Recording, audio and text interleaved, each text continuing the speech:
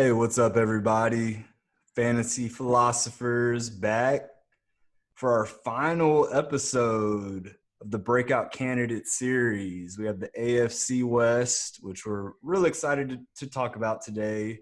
Real quick, just major shout out to each and every one of you who've shown support in any way, whether you've just simply viewed an episode, liked, commented, subscribed. We appreciate the love. Keep it coming. We can't thank you enough.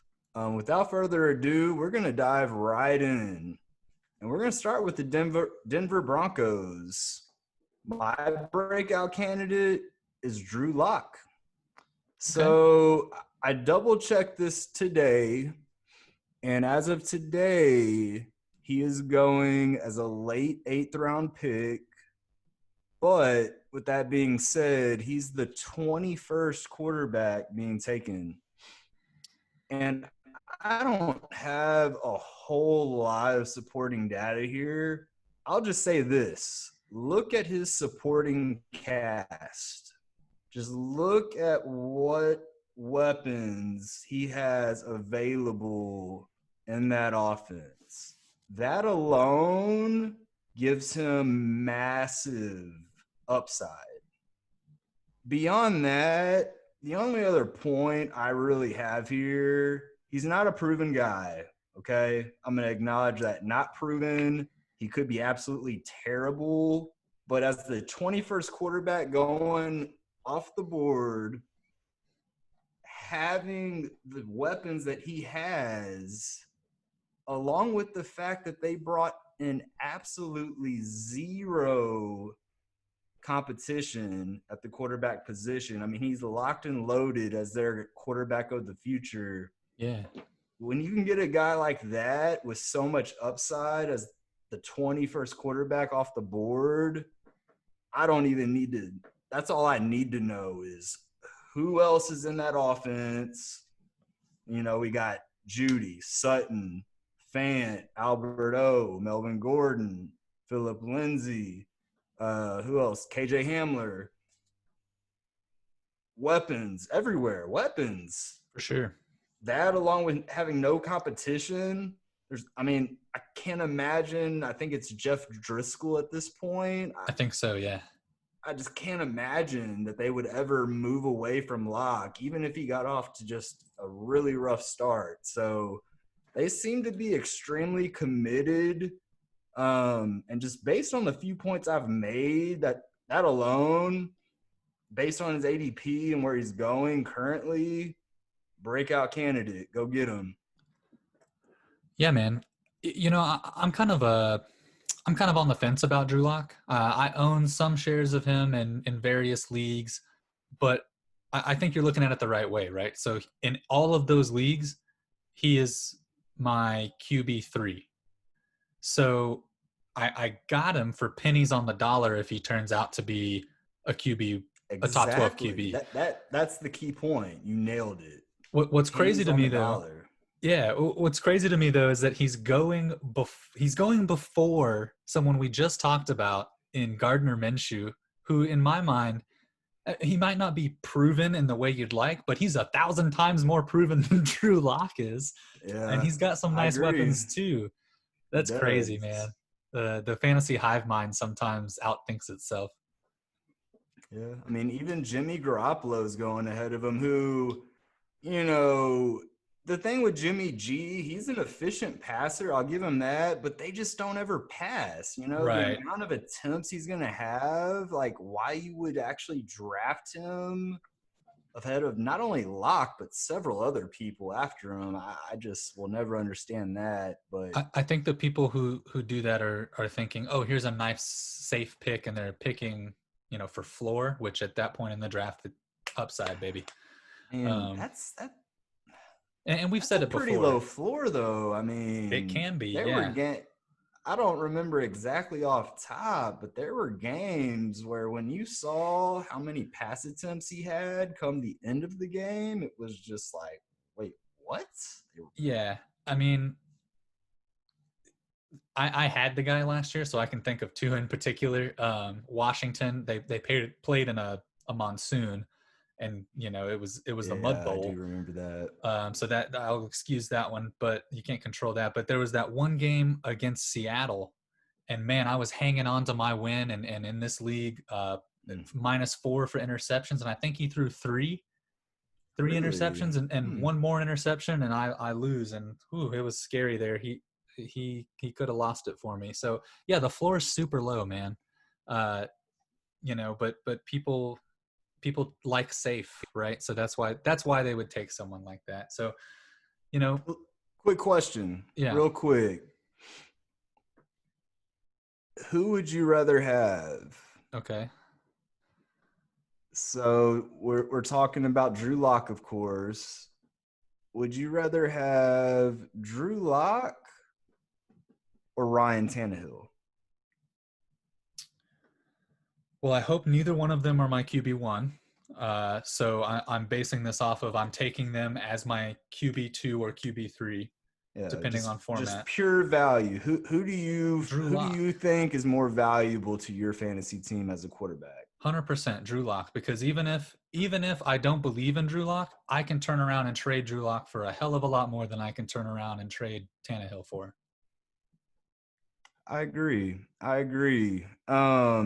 This may be a reach, but I'm just curious. Drew Lock or Daniel Jones in a redraft? I would rather have Danny. See, I will admit initially I thought this was a no-brainer, Daniel Jones, but if you look at their schedule and like the first 3 games, I would be terrified to even start Daniel Jones. So after taking that into consideration, in a redraft league, I might actually go Lock. The great thing here is that you don't have to make that decision, but it just kind of puts into perspective that based on how late he's going, the upside that he brings to your fantasy squad, I mean, yeah, the upside's no undeniable. reason not to take him as your backup quarterback or in a super flex, I wouldn't mind having him as my second quarterback as long as I had a third quarterback on my bench, maybe someone like a Big Ben, a veteran that if it just doesn't work out, I can throw that savvy vet in there, expect some consistent production. But, the upside with Lock is just through the roof. I agree. And it's, might be really awesome to have the rushing upside with Daniel Jones combined with the potential just overall upside of Drew Lock. That would be an interesting pairing, maybe for some people in Scott Fishbowl who, that a notoriously difficult tournament to win, and upside is king. Yeah. Speaking of, I know the Raheem Mostert rumors, they got a lot of people either real shook or real excited in the Scott Fishbowl, depending on who you drafted Mostert and who drafted Coleman, or even Wilson. I saw some people real excited about Wilson. Personally, I'm keeping an eye on those 2 rookies they have. I don't want to go too far into it, but they have Hasty, and then I think the other one, his last name I believe is Ahmad. Oh, Salt. No, they didn't draft Salvon, did they? Ahmad Salvon? Is it that one? Yep, it sure is. But they have those 2 rookies, and Shanahan's, they're just known for this type of stuff. Oh, I know. Remember like Reuben Drones? Yeah. I actually just took Jamichael Hasty in the second to the last round in our, 47-round Dynasty League, and I'm real happy about it personally. He may get dropped, but I'm going to hold on to him and see what happens. But for sure, throw him on that taxi squad. Just to reel it back in, Drew Lock, just based on upside and the great offensive weapons that he has lining up with him each and every play. Quarterback 21? Give me that all day, every day. Could be a big time steal for sure. Yeah, man. Drew Lock, go out and get him. Pennies on the dollar if he hits. So my guy actually might put a little bit of a wet blanket on your take. But my guy's Phillip Lindsey. And, I know Gordon's going before him, and that's kind of why I picked him, right? Because I think I've got him going 135 overall. I think he has easy potential to outperform that because he's been splitting carries, right? They've had Royce Freeman. They took him in the same draft. They were rookies together. Royce Freeman had all the draft capital. But even still, Phillip Lindsey finished as a RB13 and a RB19 in his first 2 years.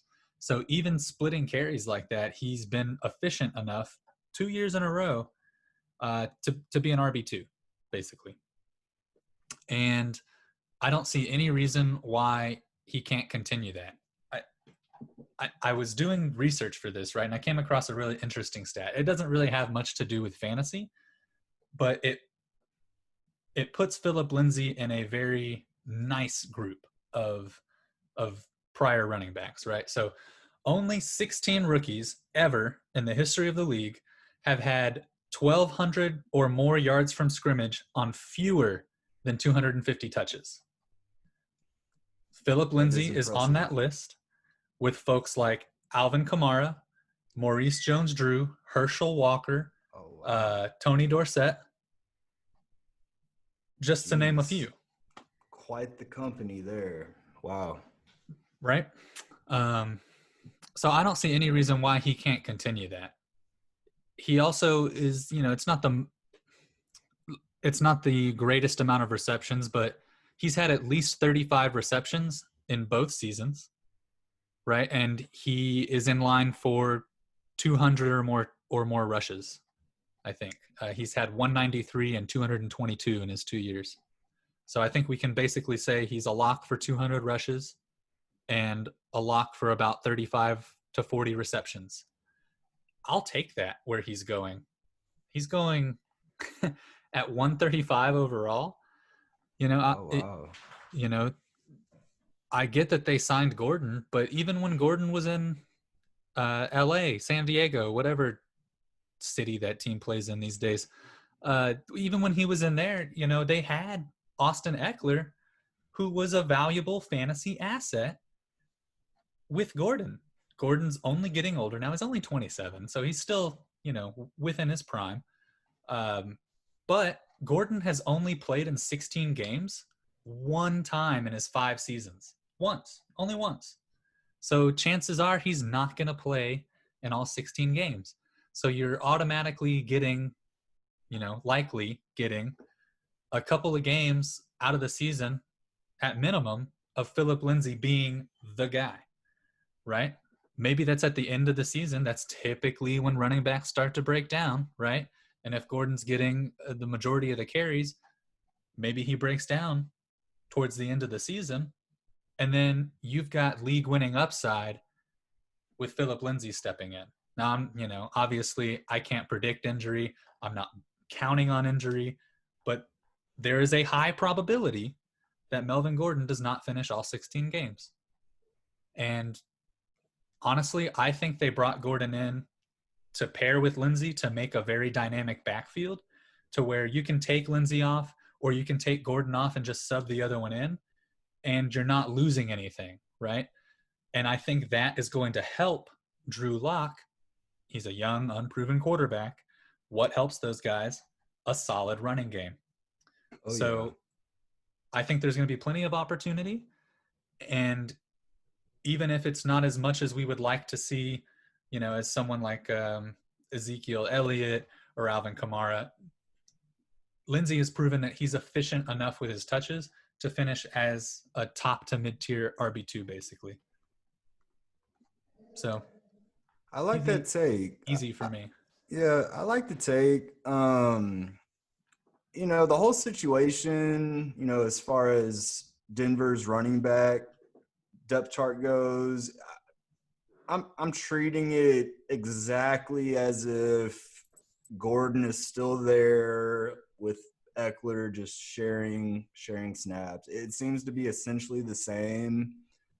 I was quite surprised when I initially heard that Gordon was going to Denver, just considering the production that Lindsey was able to produce, and he came out of just absolutely nowhere.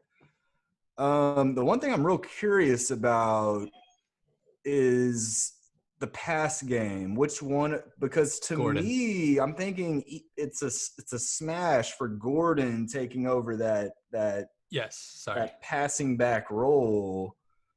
Yes, 100%. I 100%. Yes, Gordon will be the passing game back, just like Royce Freeman got more targets than Phillip Lindsey. I know people tend to think, oh, Phillip Lindsey is a small guy. Small guys are good in the passing game. Phillip Lindsey is kind of average in the passing game. It's definitely something he's working on. And I'm confident in saying this because I follow Cecil Lammy's a reporter for the Denver Broncos. He's one of the football guys who I religiously am listening to their podcast. Cecil Lammy is the guy to listen to when it comes to Denver Broncos stuff. He is, has gone on record as saying they don't believe in Phillip Lindsey as a great pass catching back. So automatically given Melvin Gordon's resume and what we've seen him do, 100% he's going to be the guy for passing. Now they believe in Phillip Lindsey enough to give him, 45-ish targets a year.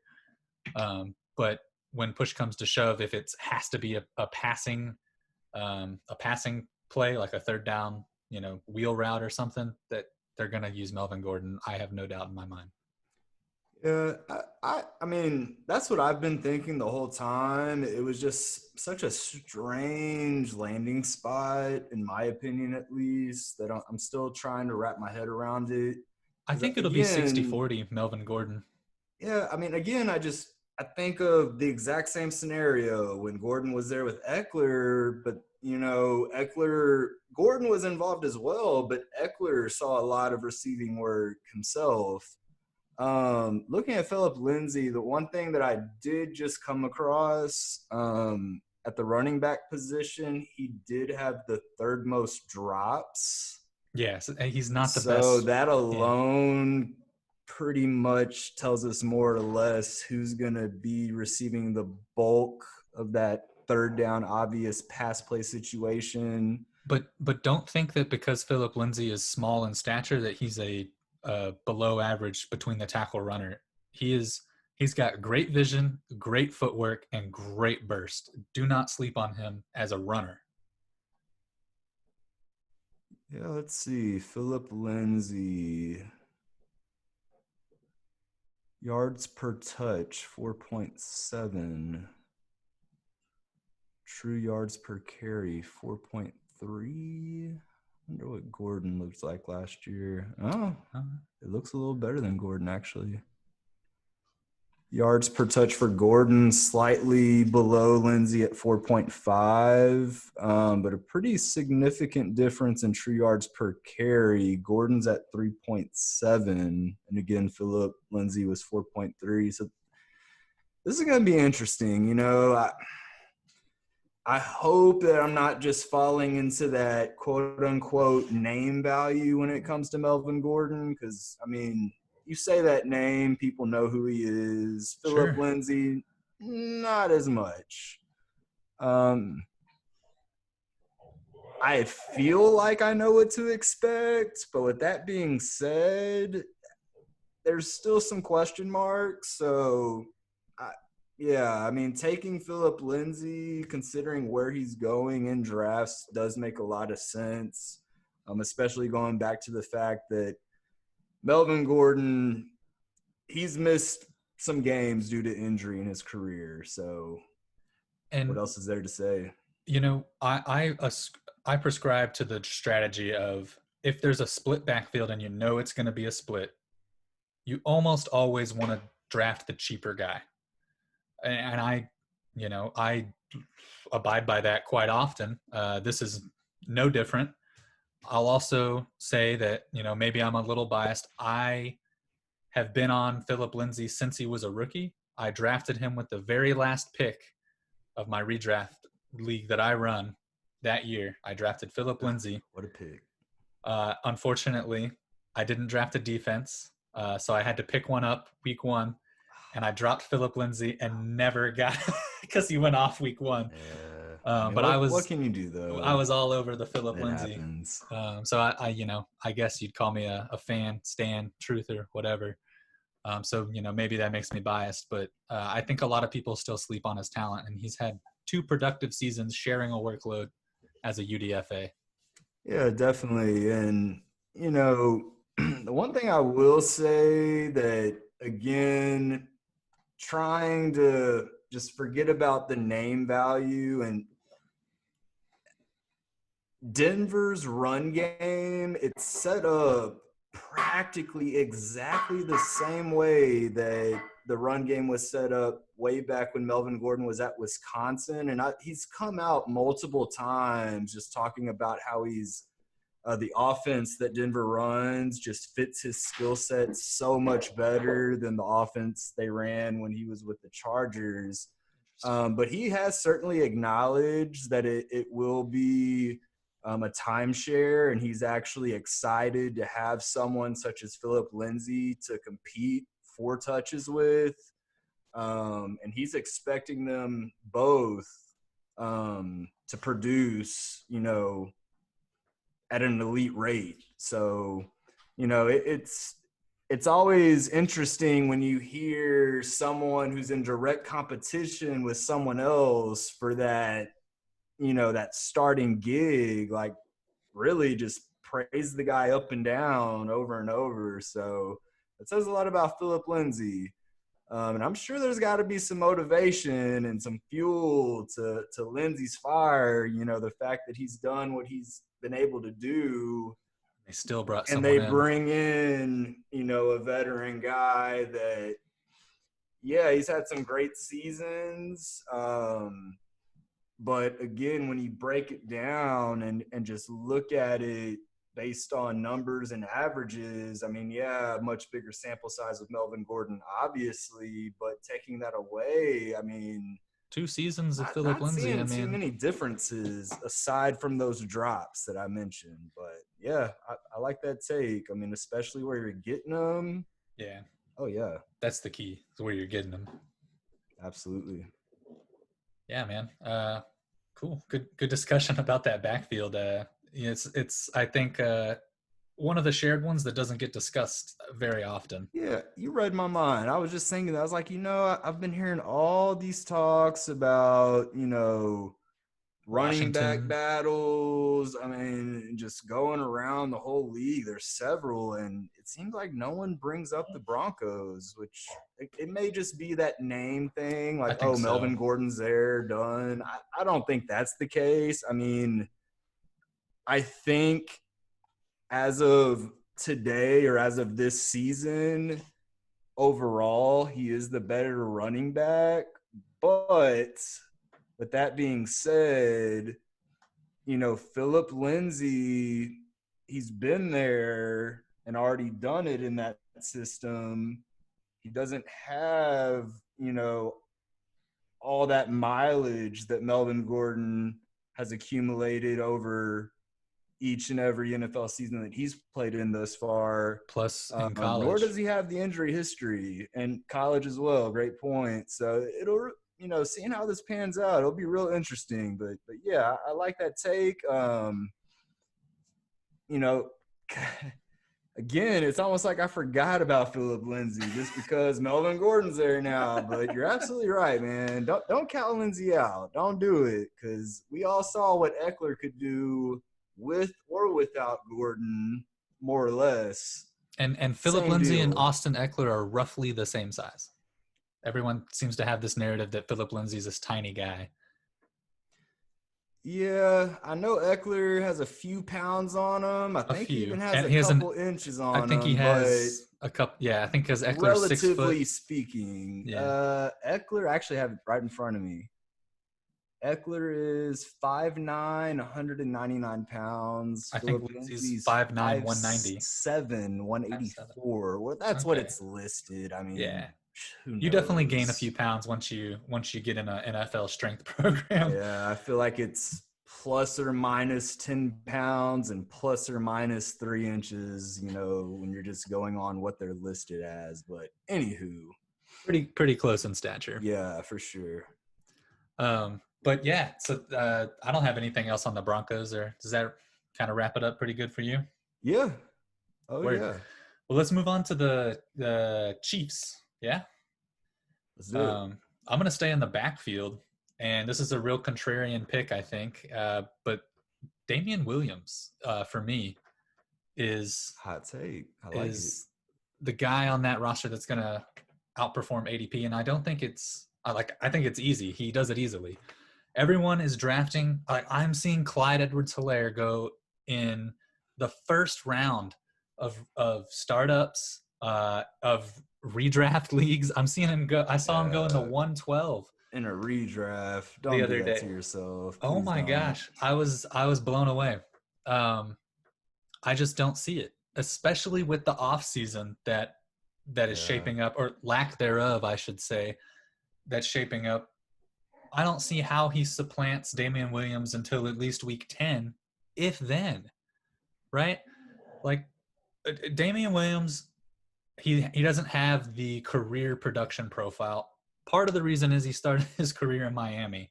You know, God God bless anyone who has to start their year Hey, he in, got away though. at least back then, with Yeah, Adam back Gase. And then for yeah, I sure. think it's B much flow better there. now. It's a different scene, but yeah. For sure. But let's take a look. And he had some health issues last year. He missed 6 games, right? But he still finished as RB3. He's going right now around RB 38, 110 overall. So he's going a little bit before Phillip Lindsey. And I think he's the lead back to start the season, if not the full season. Damian Williams was having, when he was healthy, a great year. So I do think he's going to be more of a top end RB2 this year. I'm not saying he's going to be RB1 or anything like that, but his offense provides him the upside to go for 20 or more points any given week, right? And we saw that at the end of the year. So first of all, any game where Damian Williams got 10 or more rushes, not even counting his work receiving, because he got a decent amount of targets in every game as well, but just on his rushing. So any game where he got over 10 attempts at rushing the ball, he scored 10 or more fantasy points last year. So I don't see a world in which he doesn't get at least 10 rushing attempts in this Chiefs offense moving forward. Shady's gone. We saw they have no trust in Darwin Thompson. They drafted Edwards-Helaire in the first round. So obviously, naturally, you're just going to assume it's going to be some sort of split between Williams and CEH, right? And I'm giving the bonus to the incumbent, especially this offseason. Now, CEH is definitely going to get some work, but I think Damian Williams gets first crack at it. And I'm also just really big on guys who finish the season strong. And Williams did that. So in the last 2 games, last 2 regular season games, Williams scored 18 and then 31 fantasy points. And he carried that momentum with him through the playoffs. If you watch the Chiefs in the playoffs, I remember saying, I ate my words on this, but I remember saying all playoffs, why would the Chiefs draft another running back? You guys are crazy. Damian Williams looks just fine. They turn around and draft a running back. My foot's in my mouth. But my point stands in that Damian Williams, in the last few games of the season, including the playoffs, including the Super Bowl, man, he looked good.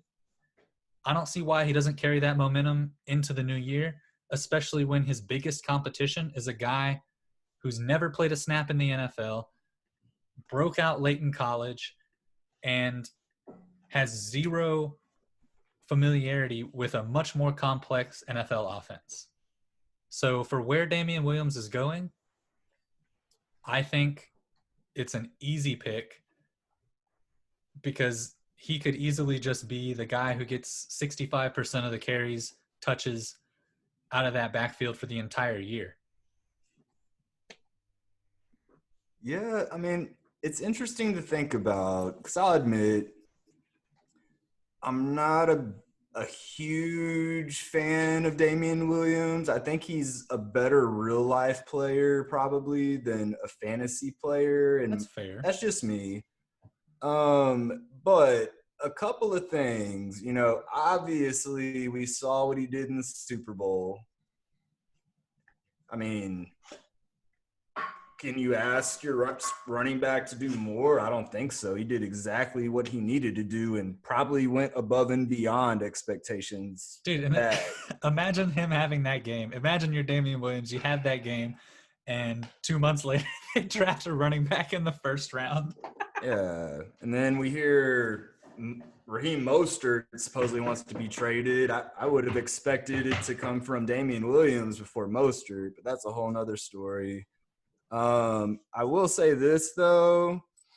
It is going to be a contract year for Williams. He becomes a free agent following the 2020 season.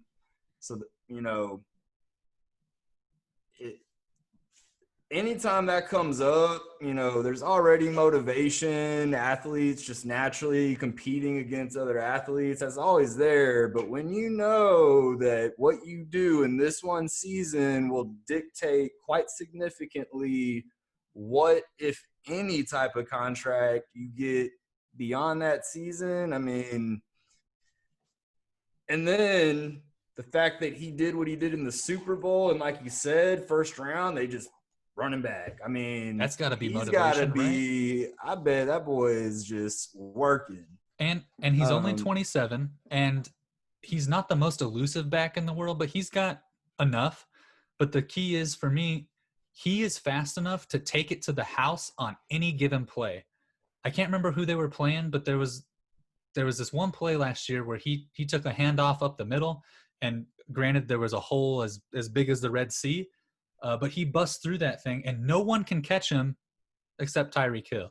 And I won't hold that against him. I guess a couple other quick points. Something else that is concerning for Damian Williams.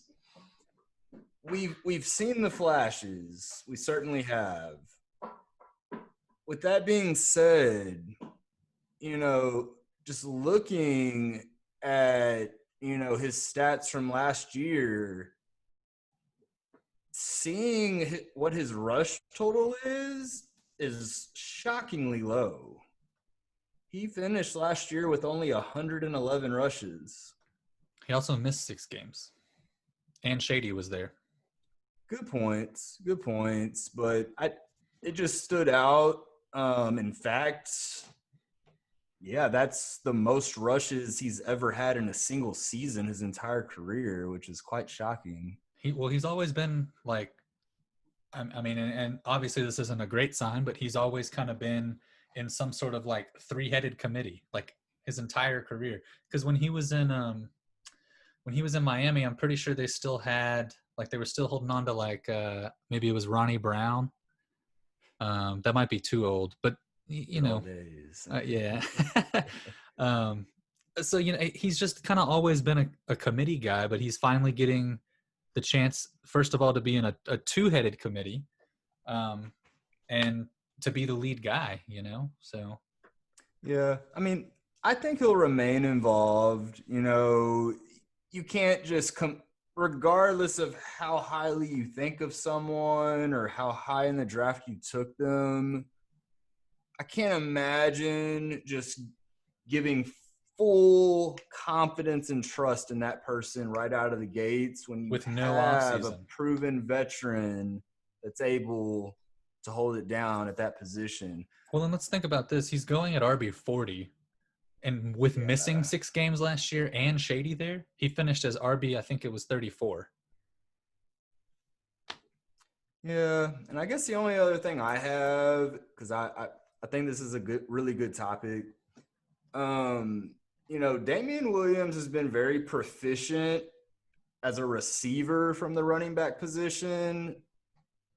But with that being said, CEH, this guy must have just natural glue on his hands. I mean, I think I heard somewhere maybe that he played receiver in high school. or even at LSU. CEH. Yeah, I mean, you I'm pretty could sure. practically give the man dual eligibility based on. I mean, I don't remember the target total, but it was a lot. And I think out of all the targets, his reception number was like 2 or 3 fewer than it was incredible. It was But, just you mind know, blowing. honestly, with Damian Williams' proficiency in the passing game, I wouldn't be surprised if Edwards-Helaire gets more of the rushing attempts and Damian Williams ends up as more of the pass catching back and still thrives. Um, Edwards-Helaire is a good runner.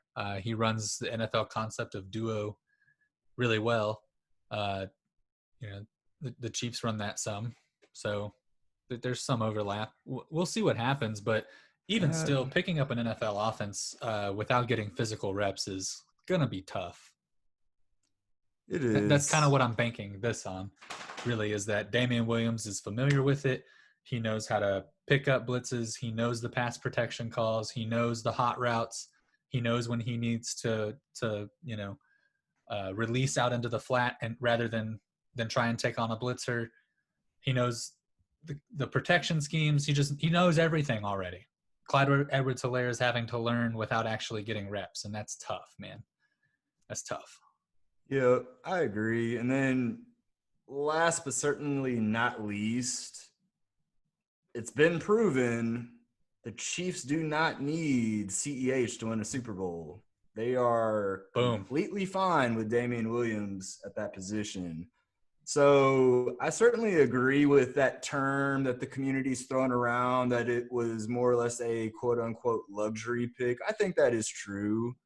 I think in their position, they just, for whatever reason, the quote unquote decision makers were all so high on CEH that they said, why not? Well, now they don't have to pay Williams, and you get CEH on his rookie deal. Exactly. So that just kind of makes me feel like they could certainly ride Damian Williams this season. I mean, don't get me wrong, CEH is going to see the field and play some sort of role. For sure. But with his skill set, it doesn't have to be strictly, from the running back position. This guy has hands. For sure. And my goodness, just thinking about it, CEH along with Tyreek and Mecole, Travis, wow, Patrick, so much talent. Yeah, whoa. But yeah, it'll be interesting to see how it plays out. I'll admit, prior to CEH being drafted by the Chiefs, it seemed like that and that alone catapulted him from more or less like the number 5, number 6 ranked rookie running back to just consensus 1. Yeah, I still would take JT, but I was a Dobbins guy.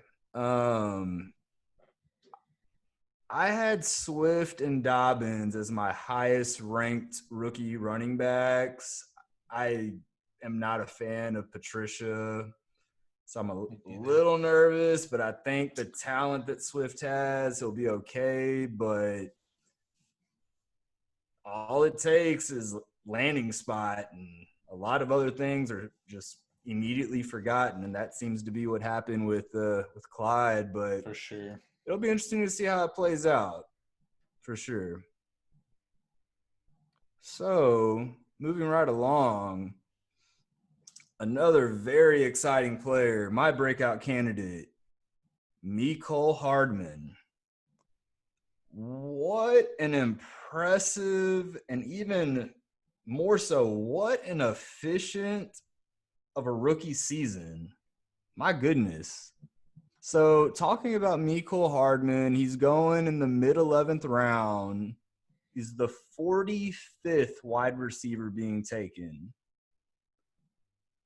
And what he did last year from an efficiency standpoint is unbelievable. It really is unbelievable. Let's look at this. For starters, 40-yard dash time. Didn't quite get to what Tyreek Hill did, but ran a 4.33, 99th percentile. Bam, that's that. his stats as a rookie.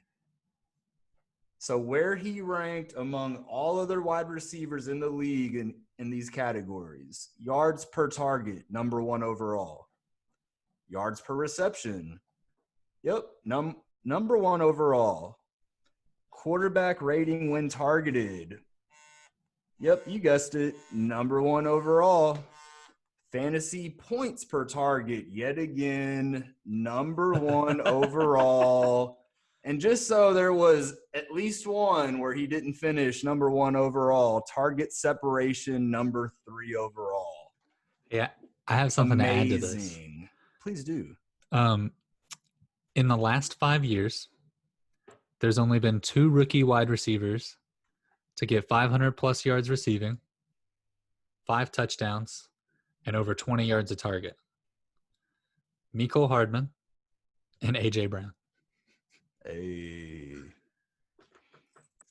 Some up-and-comers. For sure. Sorry. Yeah. I came across that, and I can't believe, like, I remember that, but I came across that the other day, and it just kind of stuck with me. I was like, dang. Yeah, I mean, those efficiency stats, though, like, that's just unheard of. I mean, he more or less was used as a return man and got the occasional look as a wide receiver, and to end up being ranked number 1 in 4 extremely relevant categories. I mean, that's just insane. He did this on 41 targets. I know. He had like what, 36 receptions targets. Or something? 26? How many receptions? And 26 receptions. Wow. What else do you say?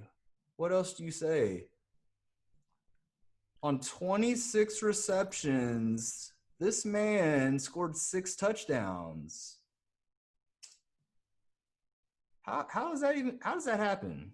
No clue. Andy Reid and being really fast. Just draft this guy. Yeah. Especially in Dynasty. Like, oh, well, yeah. Even more so, but either or. I'm a little hesitant in redraft just because his splits when both Sammy Watkins and Tyreek Hill were healthy, which, that wasn't, they just weren't, like, he was clearly a back burner option when that happens, but Sammy Watkins is gone after this year. And honestly, like, Sammy Watkins has this is a crazy stat. Sammy Watkins in the last 2 years, 20% of his fantasy production came in week 1 of this past season, where he scored like 50 damn points or something.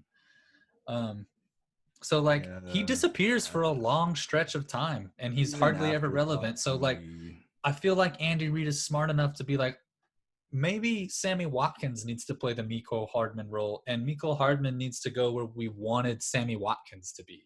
I hope that's the case. I hope.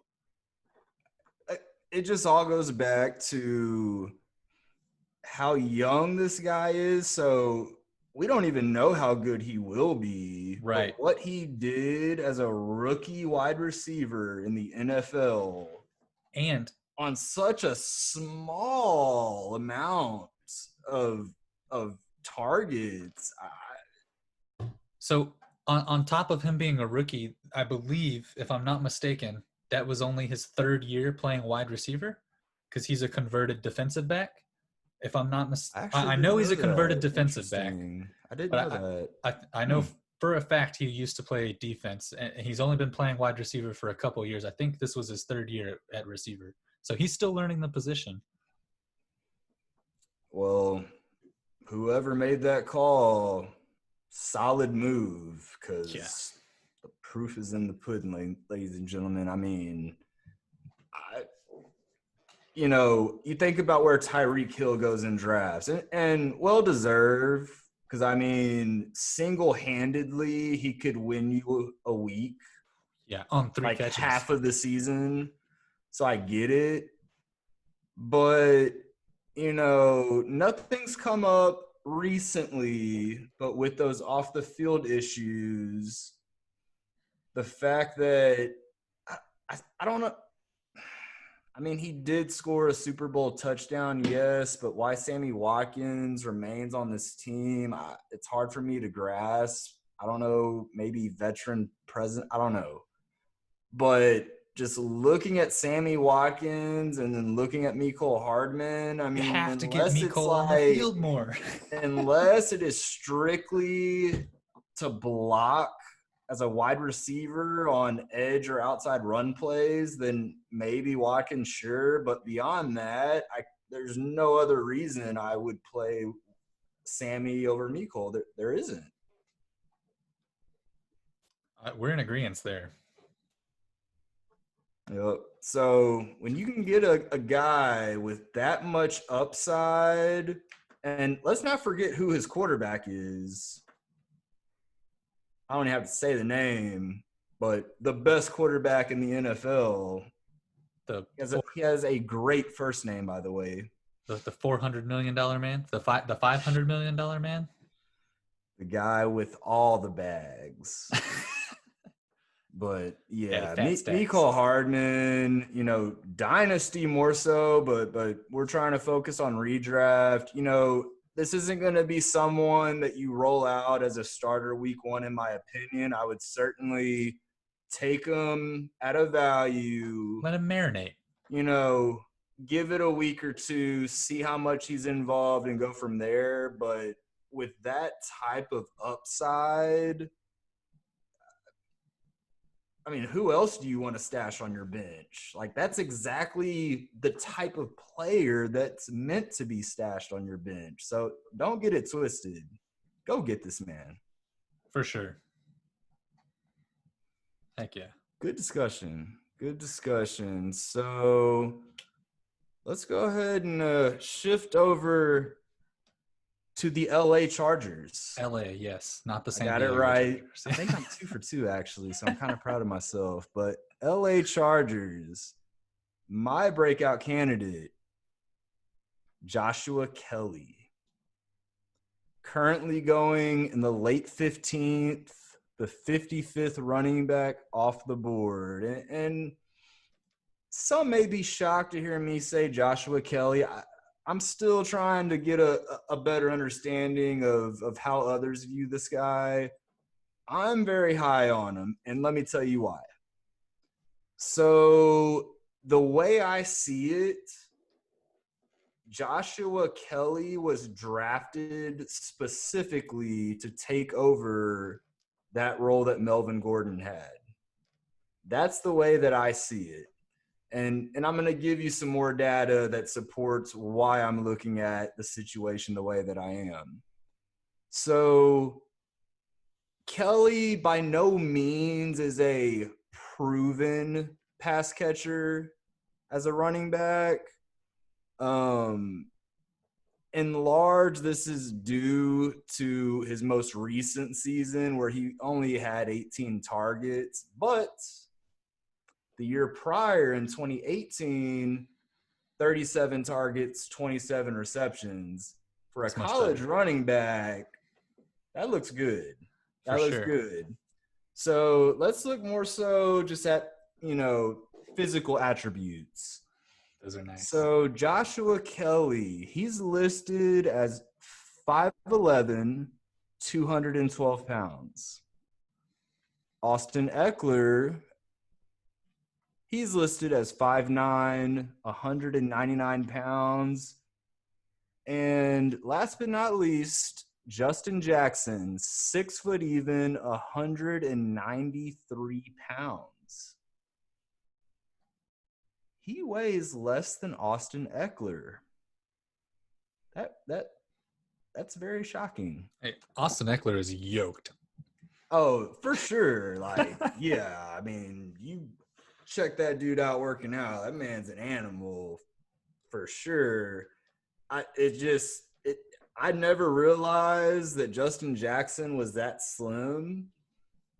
Because I know when Gordon initially left, all the talk was Justin Jackson's taking over the Melvin Gordon role. And then you look at, you know, just the physical traits and measurements, and not to mention the fact that although he's shown flashes and has had great yards per carries, that's been on very minimal carries because he just hasn't proven that he can stay healthy. So, although I do think the Chargers will more than likely start the season by letting Justin Jackson attempt to secure that Melvin Gordon role, I don't think it takes very long at all for Joshua Kelly to take over. I think just immediately from the jump, Kelly's getting the goal lines. Yeah, I think So inside the five, that's worth something. You probably want to go Kelly inside the five, but outside the five, I'm still going Ekeler. If I'm the coach, I'm obviously not. So don't take that to heart. yeah. I mean, I'm an Ekeler fan. The thing is, we've already seen Ekeler produce at an elite level while sharing touches with another running back, For sure, Melvin Gordon. And, just with the way things are going in the NFL and with more and more teams utilizing this running back by committee approach, the more I look at it and just think about the situation as a whole, it really just seems like this was the plan all along that the Chargers had as far as Ekeler's usage is concerned. And quite frankly, it might be a smart move because his efficiency is just out of this world. He's proven multiple times he doesn't need a ton of touches to put up stats.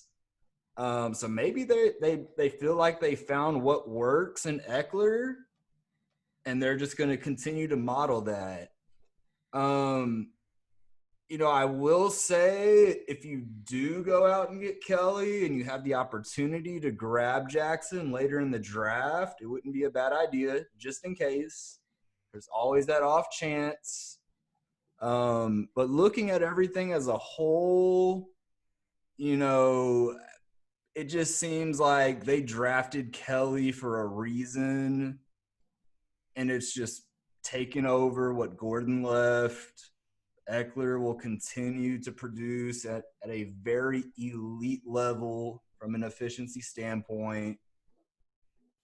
And then we'll see. I'm not going to count Justin Jackson out. Like I said, I just recently completed 2 drafts, and I took both Kelly and Jackson late in the draft in each of them. But I'm taking Kelly first. I'd be shocked if he's able to outplay Kelly, but I'd be even more shocked if he's able to stay healthy because he just has not been able to do that up to this point. And just based on that alone, when you can get a rookie running back who no one's really talking about at all, I mean, not from what I'm hearing anyway, no one's excited about him. I'll say that. I was. Well, me too, but, majority speaking. Yeah, we're plugged in, right? So going late 15th round in a 12-team league. Again, going in the end of third rounds in like a typical 12-team dynasty rookie draft. He's going, mid to late third, sometimes falling to early fourth even. I'll take that all day. Yeah, practically no risk. Potentially a huge reward. Do not sleep on Joshua Kelly. Grab him at his ADP. Personally, he's going late 15th. I'm starting to think about him around the 13th round because that's a guy that I would hope my league mates are sleeping on, but at the same time, I don't want to regret not taking him and missing out on him. For sure. But I think I'm higher on him than most people I've discussed him with. I will say that. Yeah, I definitely feel like people are sleeping on him a little bit too. Obviously, I like him a fair amount myself.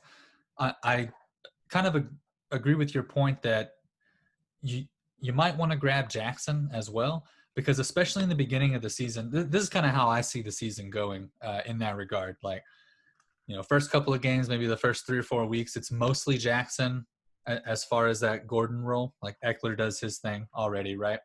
But for the Gordon role, it's mostly Jackson.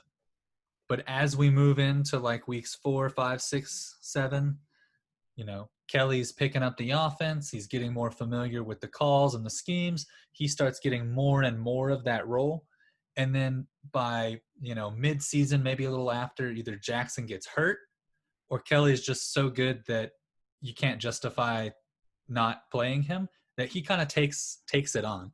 I still see a split in the backfield, right?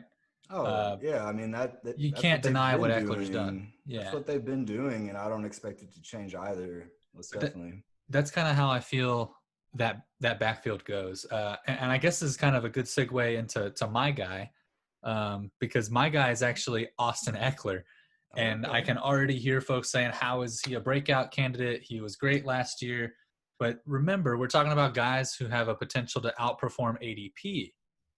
And I think Austin Ekeler is being disrespected a little bit going as RB 13-ish.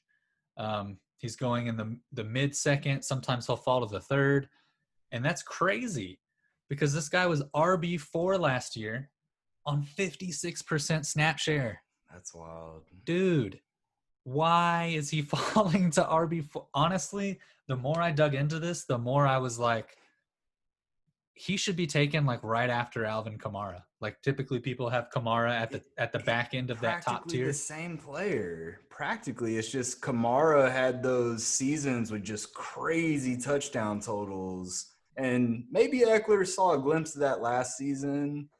But I agree with that take for sure. I mean, practically the same players, in my opinion, just from a skill set and usage, projection. Yeah. I mean, for real, if I was doing, unfortunately, I dug into this a little bit after we kind of started, or I started, all my drafts, like startup drafts and everything. But if I had dug into this sooner, and if I was doing a draft tomorrow and I had like pick number 6 or 7 and all the top tier running backs were gone, my next pick would be Austin Ekeler. I would take him over, Michael Thomas, over, the top tier receivers, because RB4 on 56% snap share, I got to believe that he's going to get probably 60 to 65% snap share this year. And what's great about that is I bet not a lot of people know this. He was RB4 on less than 600 yards rushing last year. So he doesn't even have to rush the ball. He's basically their wide receiver 3. He had 30% of his snaps last year were from outside of the backfield, not necessarily the slot.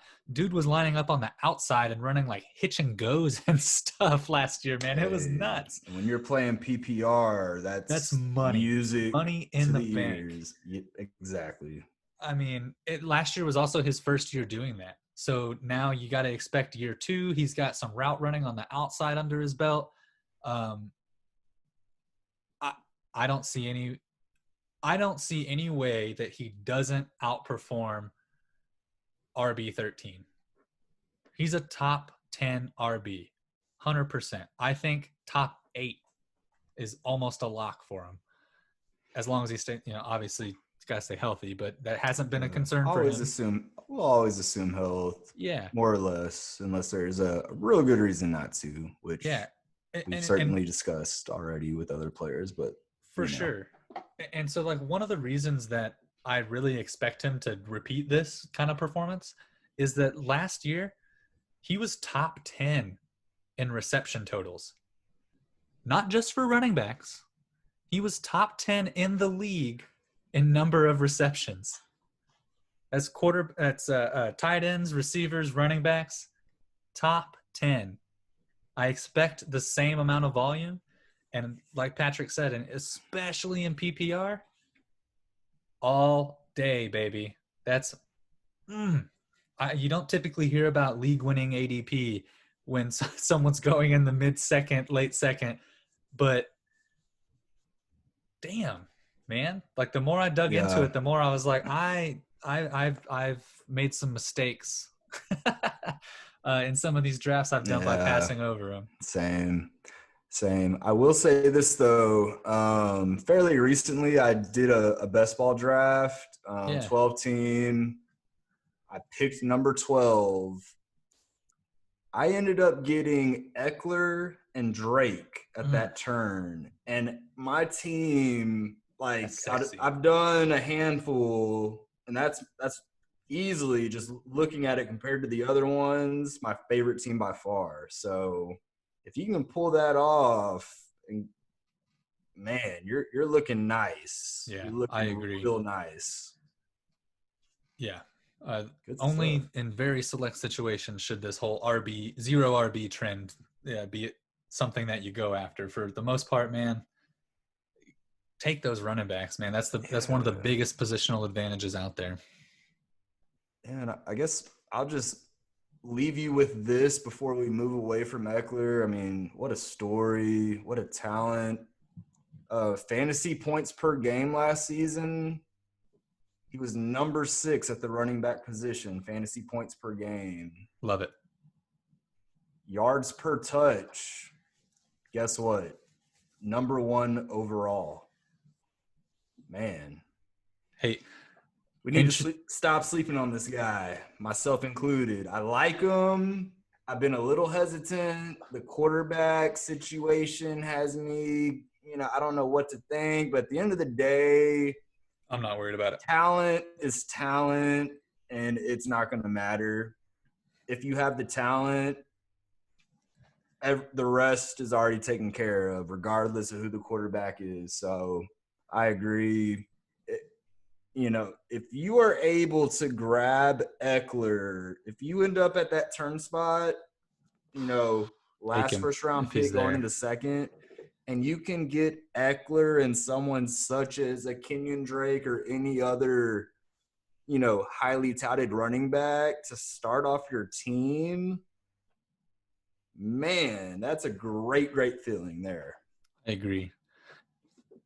Last thing on Ekeler, and this is totally irrelevant to fantasy, but just be glad that you weren't playing defense in Colorado high school football like 5 or 6 years ago, because they had Christian McCaffrey, Phillip Lindsey, and Austin Ekeler. All were seniors in high school in Colorado in the public school system in the same year.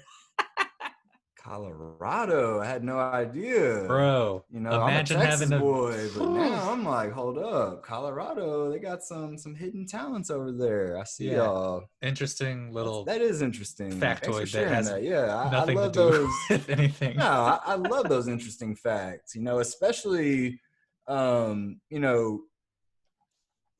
and Ekeler, especially, they were practically, as far as coming in to the pros is concerned, just unheard of. And look at them now. I mean, amazing. Yeah, amazing. For sure.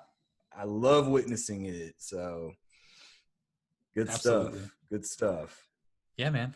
Well, we only got one more team left. Oh, man. Last team. This flew by. It's been fun, but let's make this last one a banger. Let's get it. For sure. For it. I got to make sure I get the city right, because they moved to the damn Las Vegas Raiders. I'll never get used to saying that ever. They drafted a lot of high-profile offensive players this draft season, but that hasn't scared me away from my man Hunter Renfrow. Going at 197 overall, that's extremely late for what you can get here. So he only played 13 games last year due to being a rookie. It took him a little bit of time. Gruden runs, I believe, a West Coast offense, notoriously difficult.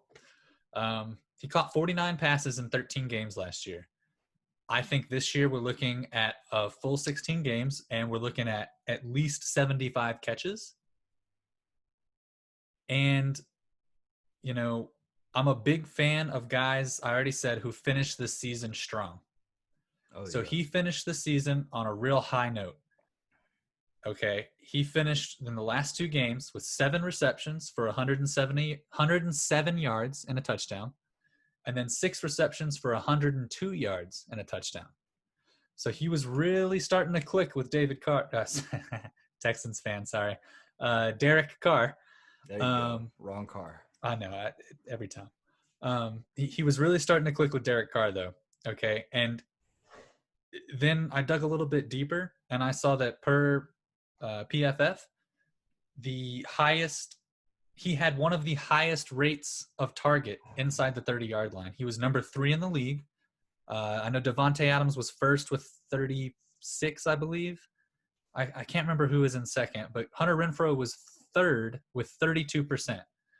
So he had a 32% target rate inside the 30-yard line. I love that, especially especially with him playing in the slot and being that typical slot receiver you think about, old school water bug type of guy. I love that all day. He reminds me a lot of the Wes Welker, Julian Edelman, maybe I'm blanking on the third guy here, but he's that type of player, right? He's just going to run real precise routes, real great short area quickness, and he's going to get open. And I think he built some rapport with Derek Carr. And again, with this shortened season, who are they bringing back? Darren Waller and Tyrell Williams. So maybe Darren Waller has a bit of the skill set to kind of eat into the production, but he was doing just fine with Darren Waller already.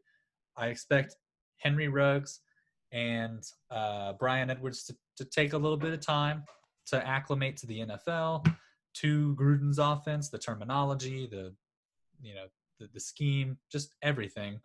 And again, shortened off season. I'm going with the incumbent at his price.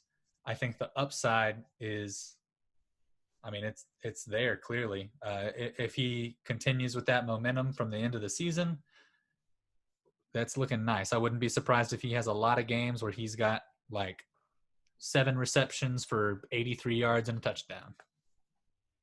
Oh, yeah. I'm right there with you, man.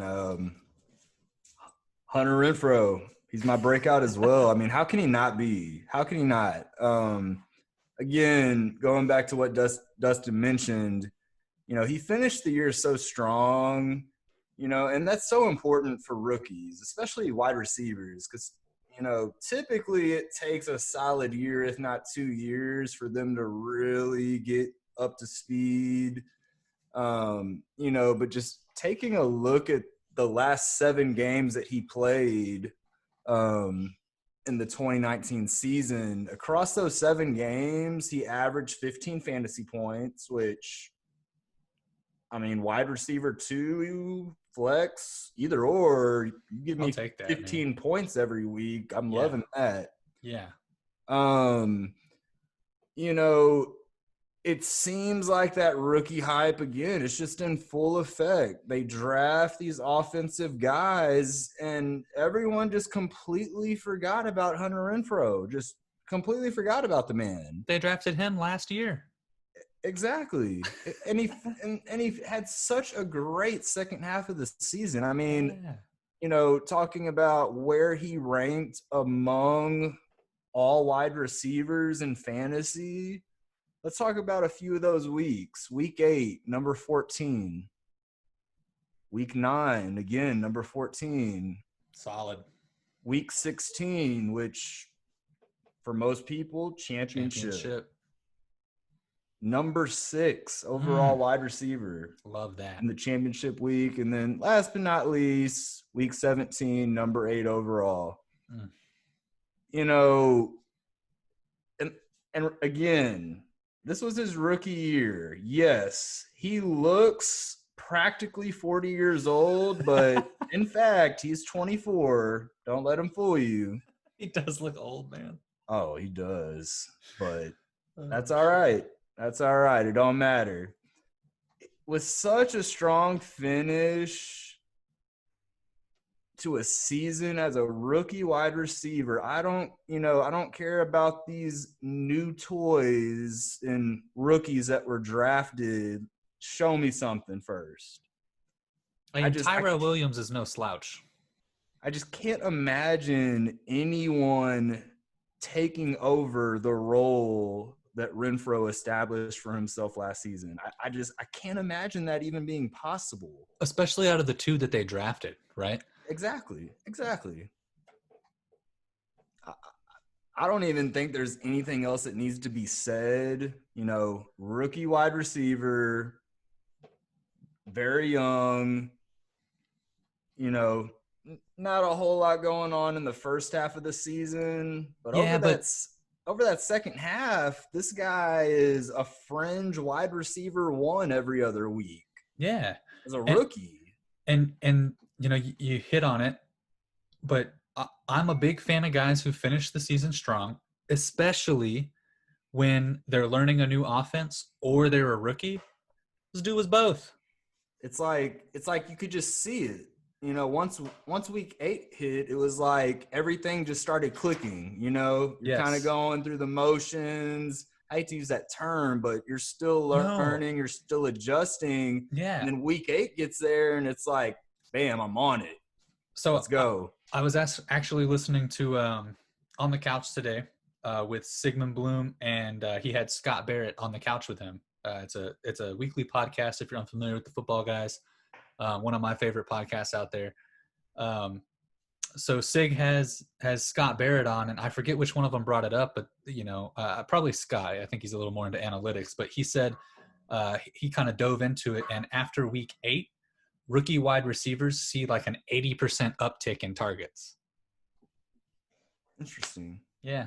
I mean, makes sense, but just like to put a number on it, like, wow, that is significant. Yeah. So good stuff. But yeah, for, let the rest of your league completely forget about Hunter Renfrow. Just helps you. I mean, you're getting this guy mid to late 17th round. And again, he averaged 15 fantasy points in those final 7 games and could have potentially won you a championship if you had the balls to start him. Yeah. Which if you were paying attention, you probably did if you made it to the ship. I'll just say this. There are some people out there who are on Hunter Renfrow. Obviously, we both picked him as our breakout candidate. So I know that if you're in a league with me, you better get him around before you want to, because you actually sniped him from me in our most recent draft. Every draft that I've done over the summer, I've taken Hunter Renfrow. I mean, but the thing is like when we say reach, we're just saying that because it's based on what others are drafting him as. Like, to me, it's you may reach 2 to 3 rounds, but you're still getting him at a value based on what he showed. Yeah, as a rookie. Let's be real here. If you're in round 15 plus of a draft, that's just get your guy territory, right? There's no ADP is ADP, but if there's a guy that you believe in and you're in round, I think 12 plus of a draft, whether it's redraft, dynasty, whatever, that is get your guy territory, because no bones about it. Fantasy football is 1,000 times more fun when you have guys that you think are going to do good, that you believe in. When you have your guys on the team, I agree with that for sure. Way more fun, even if you suck. I've been there. I mean, I agree. I will say this, over the years, because way back when I started, I would stick to one league way back when. At this point, I'm playing in a solid handful. Yeah. So I will admit that while I agree, I do enjoy drafting players that I actually like. Once you start playing in, more than 2 leagues, once you hit 3 plus, probably, you really need to consider looking at other players that you don't already have in the other league. And the only reason I say this, I mean, it could go either way, of course. But I would hate to have 5 fantasy leagues and grab the same person in round 1 in all 5, and then preseason, week 1, whatever, season-ending injury, all 5 of my leagues, I'm done. Yeah.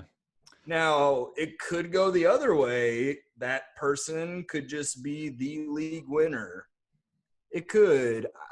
But just to go one step further, I've had multiple years where I've won championships in multiple leagues, and when you look at the rosters, like I may have had 1 or 2 players in common, but other than that, completely different. So for sure, I like to diversify once I get into anything above 2 leagues, but that's just me.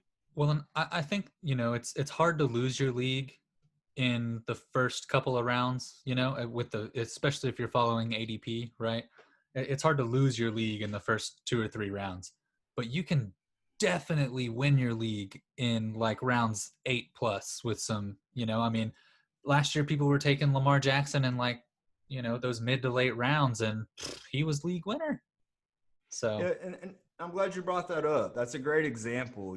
For me, I have Mahomes 1, Jackson 2 at the quarterback position. However, I already own Mahomes in a dynasty league. I don't have any shares of Jackson. So if I'm ever faced with that predicament, in all honesty, I am going Jackson. yeah, because you're splitting hairs at this point. for sure. I mean, the argument is the upside with Jackson and his running game. Yeah, it's there, but there's also a more, it's much more probable that he suffers an injury when you're running the ball that much. So if I can, say I play in 2 leagues and I can get Mahomes for 1 and Jackson in the other, like that is very ideal. Absolutely. Variance is definitely key in fantasy football, especially when you're talking about, putting in a bunch of DFS lineups or, having 5, 6 different dynasty leagues. Really anything. Variance definitely is key. Although, to your point, I do find myself taking some of the guys that I find are at a value. I end up with them on a bunch of different rosters. Like, Hunter Renfrow, I've got him on almost every roster. I've got Allen Robinson across a bunch of different rosters. Same with Marvin Jones. Just some of those guys. There's gonna be situations with players, kind of like I know I mentioned when we did the Houston Texans. In every single draft I've done so far, except 1, every single other draft I've taken Brandon Cooks in the 9th round every single time. Every single time. So there are exceptions to that rule. So just take your situation into consideration when deciding whether or not to do that. Another example, CMC. I will have him on all 5 of my leagues if I can. For sure. So it's not just a live by, die by rule, but when there are extremely similar players and I already own 1 in another league, I'm probably going to grab the other one, because if they're that close, that's essentially the tiebreaker for me. But I just want to be clear, there's absolutely exceptions to that, for sure. For sure. Well, hey, man, we've had some real good discussions, especially about some of these backfields that seem to be a timeshare. So it's been a good episode. At least I feel like it was. That wraps us up, though. It does, man. It flew by. It was real fun breaking down each team and who our breakout candidates are. Can't emphasize this enough. let us know what you want to see from us in an upcoming episode. If you leave a comment and let us know that, we will give you a personal invite to join us on that episode and contribute. It's optional, but we will certainly invite you. But not only that, we'll do all the research on that topic for you. So. Exactly. All you got to tell us is, I want y'all to do top 10 running back. Just an example. I'm not even a big rankings person. Whatever. It could be whatever. I'll do it. It could be rank these 5 young and upcoming tight. Anything. Coaching changes. Are we concerned? If so, the list goes on and on. If it's related to fantasy football in any way and you want to hear about it, leave us a comment below.